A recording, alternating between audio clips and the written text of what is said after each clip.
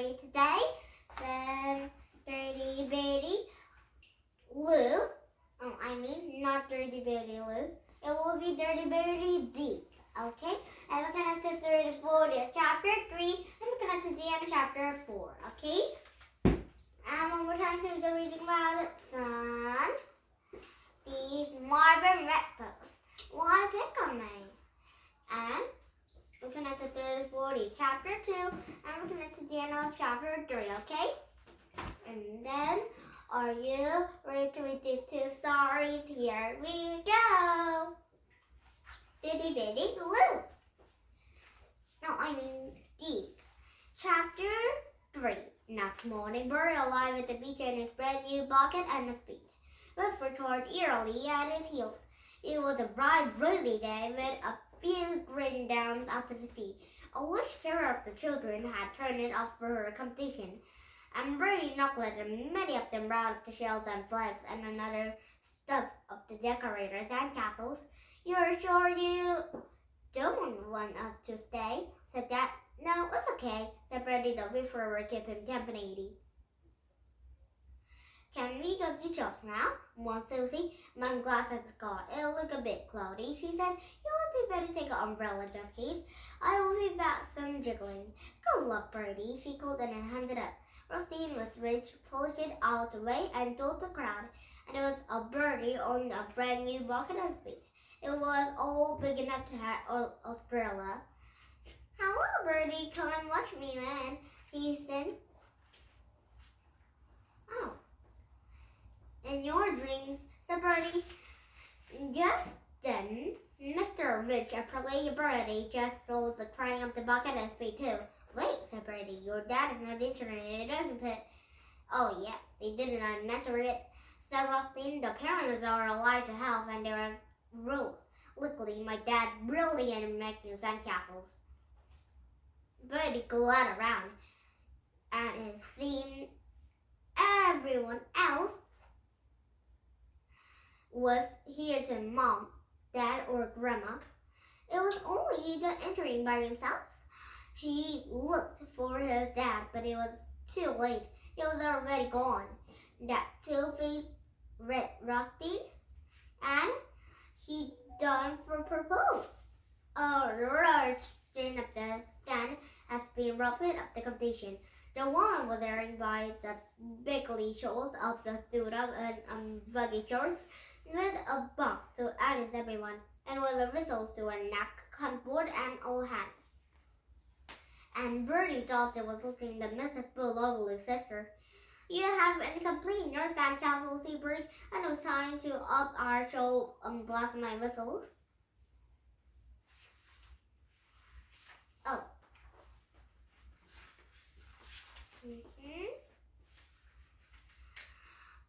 So I beep. That means you pull down your buckets and spades. Engineering. I will come around and not get you a spade for your work. And any questions?" "Splendid." There was a whistles begin. Beep! And everyone began digging ferociously, and the parents of the lawns and sand and wild and the children stood by bluffing.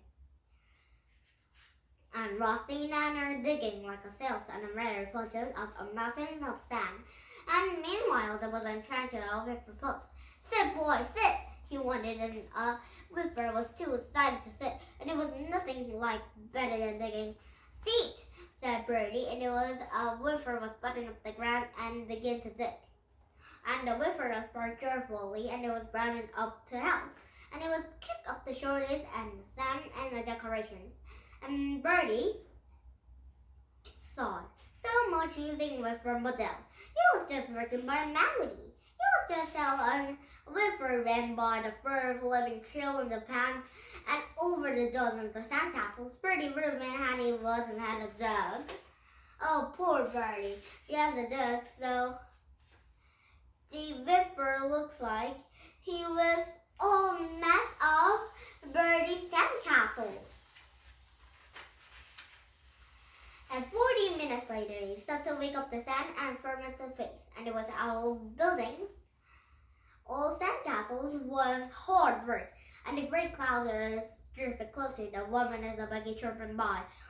He said, there was, well, what is it? That's my dog, said Bertie. She was all around bleeding up the back. Really? Good heavens, there was something wrong with him. No, said Bertie, glancing around at the river, and it was Catherine and help lay in a bit of the chasing with the full sinkers, and it was, never did him get it. And Bertie, the very short, you have only got 5 more minutes, and it was unmeasurable.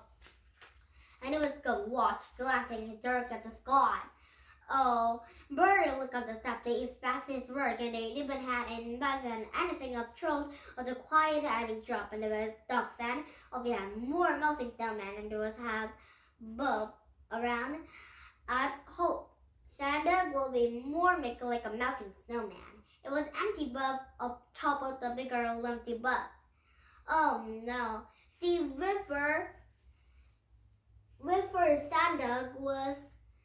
It was full in the rain, so the river Santa will be all melted like a snowman. Oh, but it was cute, quite, isn't it? It was quite cute. And then the noise was splash, and I was falling down into the sinks and out of the pair of the mud piles. And Marvin turned the track of a started brigade. It was another side of the baby dolphins, and a tiny seahorses too carried fairy castles covered with pink shells, and Kalen was married some sweet hair. And it was the best of all is a speedboat of will that seemed swimming at the waves. Oh, and a Will's scruffy boy sailors and cat. Rusty Rich is caught at Bertie's waist. And Bertie's shoulders dropped, and there was no way to go into the wind. And Rusty was swivel would work, and forever. And there was God to work for a million years of an engineer for instance at the Barcelona school. By now they were scared of the people and of hearing of the Lord, and they were spotted of his parents, most of them, and it was a rescue for a way for Silly was trying to have stop for running off again. And then they had big black status of a bulletin out of the sun was a baggy shorts of the climb of the box and the blue and the rest of the lowest stool. Beam, time's up, she barked. Everyone pulled down your with her words rained out of as the cloud was bursting down, rain came pros down. Oh no, but what happens to the very beautiful Durfield sandcastles and speedboat sandcastles and fairy castle sandcastles? It was all fall down for the rain. And then chapter 4, as Mary started for the story, chapter 4, and we can up to the end of chapter 5, okay? And one more time, so the reading about the sun. These Marvin Redpost. Why pick on me? Chapter 2. It got worse. After school, Marvin worked home with Nick and Stuart. It was still upset. The ball was over the line, he said. Just forget about it, said Nick. It was over the line, said Marvin. We know, said Stuart. Then why didn't you say anything? I don't know, said Stuart. It was just funny. Bigger than a ball, said Nick, and there was a stroke prick up. And Marvin didn't think it was funny, and it was just unfair. Clarence will be just had a bad sport. I didn't pick my nose, said Murphy at the time. Just quit thinking about it, said Nick. Forget about it. You couldn't keep telling everyone you don't pick your nose, said Rose. That sounds weird. But I don't, said Marvin, and there was Bertie thought about it. Everyone was laughing, and it was even Nick and Stuart, and it was of the true friends. They had been Stuart of it. And he couldn't stop thinking about it all the day until the night. And it was unfair. He didn't pick his nose over the line, and he was going to school next morning. The whole person of the case was happening. Hi, Marvin, said Casey Hoffman, or Ponytail needle was stuck out of the side of your hair. Oh, I didn't pick my nose. Someone, what? I didn't pick my nose, he replied. Casey was looking at him a moment. Then she was remember, you're gross, she said, and it was in front of him, and it was happening a sexy yesterday. Hey, Warren, Marvin whispered, and it was tapped on the shoulder. Warren turned around. Did you hear I picked my nose? And Marvin asked him. Well, I don't. Melody was next to the Warren. What did he say? What did he say? She asked. Melody was always wanted to know everything. And he said if I knew he'd pick his nose.